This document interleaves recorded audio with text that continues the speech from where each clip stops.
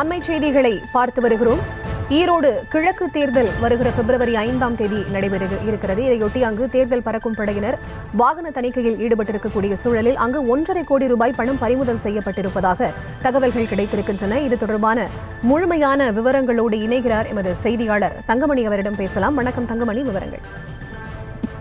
வணக்கம். அதாவது ஈரோட்டில் ஏடிஎம் மையத்திற்கு கொண்டு சென்ற 1.5 கோடி ரூபாய் பறக்கும் படை தேர்தல் அதிகாரிகளால் தற்போது பறிமுதல் செய்யப்பட்டிருக்கின்றது. உரிய ஆவணங்கள் இல்லாததால் தேர்தல் பறக்கும் படையினர் அந்த 1.5 கோடி ரூபாய் பணத்தை தற்போது பறிமுதல் செய்யப்பட்டிருக்கின்றனர். ஈரோடு இடைத்தேர்தல் நடைபெறும் நிலையில் ஈரோட்டில் தேர்தல் நடத்தை விதிமுறைகள் அமலில் இருப்பதால் 50,000 ரூபாய்க்கு மேல் உரிய ஆவணங்கள் இன்று கொண்டு செல்லப்படும் பணத்தை தேர்தல் பறக்கும் படை அதிகாரிகள் பறிமுதல் செய்து வருகின்றனர். இந்த நிலையில்தான் ஈரோடு அக்கரகடம் சோதனை சாவடி நிலைய கண்காணிப்பு குழுவினர் சோதனை போது அவ்வழி டெம்போ டிராவலர் வாகனத்தை சோதனை நடத்தினர். தனியார் ஏஜென்சி நிறுவனத்திற்கு சொந்தமான அந்த வாகனத்தில் ஏடிஎம் மையத்தில் நிரப்புவதற்காக பணம் எடுத்துச் சென்றது தெரிய வந்தது. அந்த வாகனத்தில் 1,50,00,000 ரூபாய் பணம் இருந்துள்ளது. இதில் 40 லட்சம் ரூபாய்க்கு மட்டுமே ஆவணங்கள் இருந்துள்ளன.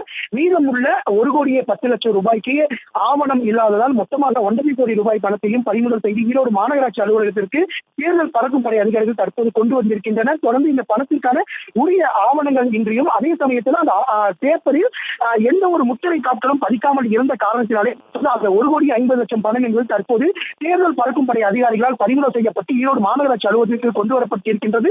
தொடர்ந்து இந்த வாகனத்தில் இருக்கின்ற பணத்துகளை அனைத்துமே எடுத்து அருகில் இருக்கின்ற கருவூலமோ அல்லது ஈரோடு மாநகராட்சியில் உள்ள தேர்தல் கட்டுப்பாட்டு அறையில் வைத்து இன்னும் சற்று நேரத்தில் எண்ணப்படுகிறது. இதற்கு உரிய ஆவணங்கள் இருந்தால் மட்டுமே இந்த பணத்தை ஒப்படைக்கப்படுவதாகவும் இல்லை என்றால் கருவூலத்தில் ஒப்படைக்கப்படும் என தேர்தல் பறக்கும் படை அதிகாரிகள் தெரிவித்துள்ளனர். விவரங்களுக்கு நன்றி தங்கமணி.